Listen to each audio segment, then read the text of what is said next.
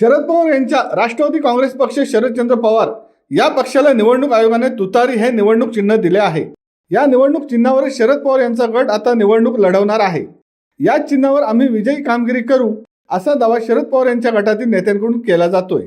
तुतारी वाजवणारा माणूस चिन्ह मिळाल्यानंतर शरद पवार यांच्या पक्षाकडून किल्ले रायगडावर या चिन्हाचे लॉन्चिंग करत लोकसभा निवडणुकांसाठी रणशिंग फुंकण्यात येणार आहे।